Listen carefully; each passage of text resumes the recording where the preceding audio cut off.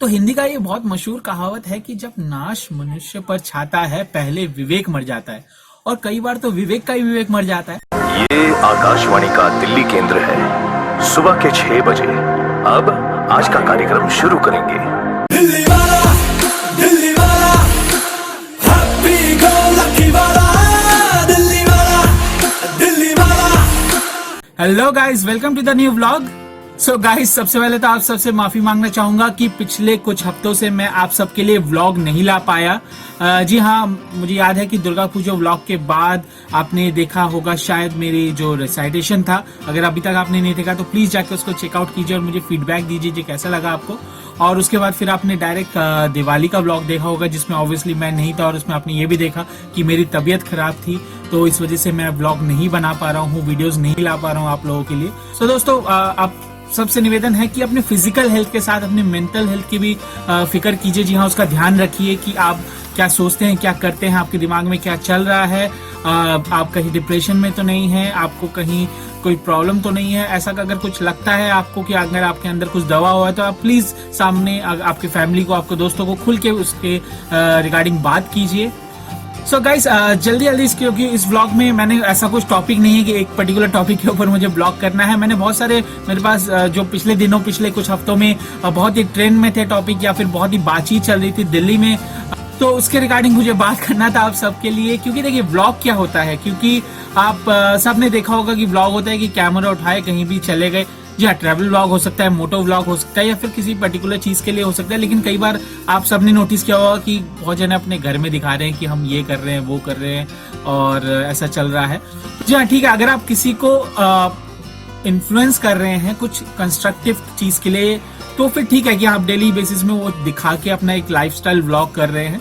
लेकिन कई बार मैंने देखा है कि कई यूट्यूबर्स जो हैं वो बिल्कुल, उनके सब्सक्राइबर भी बहुत ज्यादा हैं, लेकिन जो वो उसमें कंटेंट शो कर रहे हैं वो कई बार कुछ अलग ही हो जाता है। क्योंकि व्लॉग का अगर आप मीनिंग देखेंगे तो होता है वीडियो ब्लॉग, और ब्लॉग अगर आप चेक करेंगे मीनिंग, तो उसका एक होता है कि एक पर्टिकुलर टॉपिक पे आप एक अपनी राय दे रहे हैं, या फिर पूरा जो एक चीज है उसको इन्फॉर्मेशन दे रहे हैं कुछ, उस जिससे कि सामने वाले को पढ़ के कुछ एक कंस्ट्रक्टिव, कुछ एक इन्फॉर्मेटिव चीज मिले।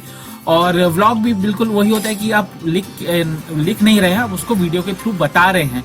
तो बहुत जने की कंसेप्शन जो है व्लॉग की वो कई डिफरेंट है, लेकिन आई बिलीव कि मैं वो चीज कर पा रहा हूँ कि व्लॉग के जरिए, जी हाँ, आपको कुछ कंस्ट्रक्टिव, कुछ इन्फॉर्मेटिव चीजें बता पा रहा हूँ, या फिर जो भी चीजें हो रही है अपडेट दे पा रहा हूँ।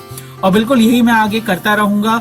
और 2 टॉपिक पे मैं इस वीडियो में आपको बताना चाहूंगा, जो कि पिछले महीने या फिर कुछ हफ्तों में मैं बताना चाह रहा था। कुछ चीजें मेरे साथ भी हुई हैं। तो पहली चीज तो मैं बताना चाहूंगा, जी हाँ, जो बाबा का ढाबा का जो ये केस हुआ कि जिनके जो बाबा थे उन्होंने केस कर दिया, जिन्होंने उनको इतना फेमस किया था, और उनके ऊपर केस कर दिया। फिर वो टीवी इंटरव्यूज में आए, बहुत रेडियो में आए, बहुत रोए, कुछ दिखाया उनका ऐसा। तो सबसे पहले तो बताना चाहूंगा कि अगर, जी बिल्कुल, उनका नाम भी शायद गौरव ही है, स्वाद ऑफिशियल उनका चैनल है इंस्टाग्राम पे और यूट्यूब में। तो अगर उनको मान लीजिए कि ठीक है, बाबा का उन्होंने हेल्प किया, तो बाबा ने ऑब्वियसली नहीं कहा था कि मेरा अकाउंट नंबर सबको दीजिए, और उनका भी अकाउंट नंबर ना देके उन्होंने खुद का अकाउंट नंबर, अपनी वाइफ का अकाउंट नंबर, उनको उल्टा बाबा को मना कर दिया कि आप अपना कोई इन्फॉर्मेशन नहीं देना, जो पैसे आएंगे मेरे पास आएंगे। ठीक है, कहीं वो बोल रहे हैं 2 लाख रुपए मिला है, कहीं पे बड़े शेफ्स के साथ इंटरव्यू में, यानी कि वीडियो कॉल में वो कह रहे हैं कि 20 लाख तक आ चुके हैं, उनका पैसा भी उन्होंने कितने दिन तक नहीं दिया है। तो इस केस में देखिए, मेरे हिसाब से आपको, आपके ऊपर उंगली तभी कोई उठा सकता है, आपके ऊपर कोई तभी बात कर सकता है जब आप उनको बोलने का मौका दें। तो उन्होंने वो मौका दिया, उनको अगर हेल्प करने का इतना ही वो था, तो बीच में वो किसी एक थर्ड पार्टी, किसी एनजीओ को इन्वॉल्व करते। जी देखिए, मैंने अपना काम कर दिया है, मैंने उनको वीडियो बनाया या फेमस किया है, वायरल किया, व्हाटएवर जो है, मैंने उनकी हेल्प करनी चाहिए। उनके पास कस्टमर आएंगे, ऑब्वियसली उनसे तो वो पैसे कमाएंगे ही। हो सकता है कि उनके बेसिक नीड्स कुछ और हो, उनके घर में कोई प्रॉब्लम हो, घर का कुछ देना हो, या फिर ऐसे फाइनेंशियल उनको हेल्प हो, तो ये है एनजीओ, इनके पास आएगा अमाउंट, ये उनको आगे हेल्प करेंगे। मैं जा रहा हूँ, जो जिन्होंने करा वो जा रहे किसी और के, क्योंकि देखिए, मैंने जैसे अपने वीडियो में भी कहा था, जिसमें मैंने बाबा के ढाबा के बारे में बात किया था, कि ये 4 दिन की चांदनी नहीं होनी चाहिए। और दिल्ली या पूरे हिंदुस्तान में ऐसे कई बाबा के ढाबे हैं जहाँ पे ऐसे लोग काम कर रहे हैं, भीख ना मांग के, अपना आत्मसम्मान के साथ काम कर रहे हैं। तो उनको सबको हमें प्रमोट करना चाहिए। अगर खुद नहीं कर सकते तो वो खाना लेके आप किसी को दे दीजिए, उनका काम भी बन जाएगा कि उनका खाना बिक गया, और जो भूखा है उनका भी पेट भर जाएगा। तो ठीक है, तो दोनों तरफ से ये थोड़ी गलती हुई है, उनकी तरफ से कुछ ये हुआ, फिर उन्होंने कंप्लेन जो कर दिया वो थोड़ा सा ज्यादा एक्सट्रीम हो गया कि जिन्होंने आपको हेल्प किया उसके बारे में आपको, तो दोनों तरफ से ही कुछ ना कुछ ये बात हुई। अब जो है थोड़ा टॉपिक थोड़ा शांत में है, हो सकता है शायद उनको वो अमाउंट मिल गया या जो भी है। तो बिल्कुल इस बारे में मैं आपसे बात करना चाहता था, अपना पॉइंट ऑफ व्यू रखना चाहता था। और गाइस दूसरा टॉपिक के ऊपर जो मैं आपको बताना चाहता था वो ये है कि फेसबुक, जी हाँ, फेसबुक के थ्रू एक बहुत ही बड़ा या फिर कह सकते हैं कि बहुत ही दिनों से फाइनेंशियल स्कैम्स चल रहे हैं, या कि स्कैम कह लीजिए या फिर कुछ और कह लीजिए इस चीज को। तीसरा इंसिडेंट मेरे साथ पर्सनली हुआ है, तो मैं आपको ये बताना चाहता था कि अगर आपके साथ भी अगर ये हुआ हो या हो सकता है तो आप इसके लिए मुझे या तो बताइए कमेंट सेक्शन में, अगर आपके साथ ये हुआ है या फिर हो सकता है आपकी जानकारी आपके पास पहुंचे तो बहुत ही सही रहेगा। तो बात यह है कि आपके पास कभी कोई कॉल आएगा या कॉल आया होगा जिसमें वो कह रहे हैं कि आपके खिलाफ FIR दर्ज है, आप इस कोर्ट में इस तारीख में हाजिर नहीं हुए, आपको नोटिस भेजा गया था, अभी आप ऐसा कीजिए, आप इस वकील से बात, ये नंबर लीजिए, इस वकील से बात कीजिए, नहीं तो आपके खिलाफ नॉन बेलेबल वारंट जारी हो जाएगा और आपको हम अभी ले जाएंगे। और जो सामने वाला होता है वो या तो पुलिस से होता है या फिर कहीं और से होता है, वो खुद को ऐसे बताते हैं कि हम ये हैं, आप इसको कॉल कीजिए इस वकील को। और जब आप वकील को कॉल करते हैं तो वो आपको बताते हैं कि आपके एक दोस्त ने, एक फ्रेंड ने इतने का लोन लिया था और ये चुका नहीं पाए हैं, रेफरेंस में आपका उन्होंने इन्फॉर्मेशन दिया है, आपका नाम नंबर सारे डिटेल्स दिए हैं और अब आपको चुकाना पड़ेगा। अगर आप ये नहीं चाहते तो आप उसको अभी फोन कीजिए, उसको बताइए और उनको बोलिए कि हमसे बात करें। तो ये असल में बहुत सारे लोगों के साथ ये हो चुका है, हो भी रहा है, शायद आगे भी हो। तो बिल्कुल आपको बताना चाहूंगा कि असल में क्या कर रहे हैं ये, कुछ ना ही पुलिस से होते हैं ना ही वकील होते हैं, ये सिर्फ एक थर्ड पार्टी कलेक्शन एजेंट होते हैं जो क्या करते हैं कि सोशल मीडिया नेटवर्क मैक्सिमम ये डेटा जो उठाते हैं वो उठाते हैं पहले फेसबुक, देन फेसबुक के बाद वो सिबिल, जी हाँ, इनके पास सिबिल क्या एक्सेस होता है, तो वहां से इंफॉर्मेशन लेके ये वहां से डेटा उठाते हैं, फिर आपका फोन नंबर, आपका एड्रेस, आप कहाँ काम करते हैं, वो सारा किस तरह से इंफॉर्मेशन लेके वो आपको कॉल करेंगे, आपको परेशान करेंगे कि आप ये इसको जानते हैं, इसने लोन लिया है, ये किया है, वो किया है।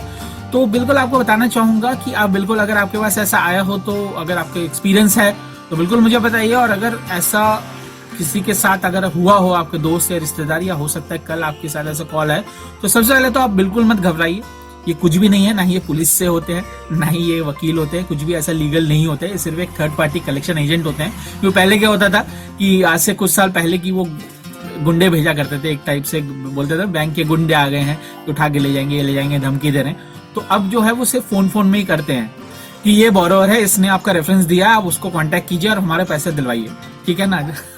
तो आपको कुछ नहीं करना है, आपको तो सबसे पहले इग्नोर करना है। और अगर ज्यादा ही कुछ अगर आपको परेशानी लगता है, आपको लगता है कि आपको हैरेस कर रहे हैं बार बार, तो आप कुछ नहीं, डायरेक्ट 100 नंबर पे कॉल कीजिए। अगर कोई फीमेल को ये कॉल कर रहे हैं तो 1091 जो वुमेन हेल्पलाइन है वहां पे कॉल कीजिए, इनका नंबर दीजिए, डिटेल बताइए कि ऐसे ऐसे हमें कॉल कर रहे हैं, उनके पास वहां से फिर कॉल जाएगा। उसके बाद देखिए, आपको गारंटी मैं दे रहा हूँ कि उसके बाद आपको परेशान करने की कॉल नहीं आएगा, अनलेस एंड अनटिल वो आपका लोन लिया हुआ है कि नहीं।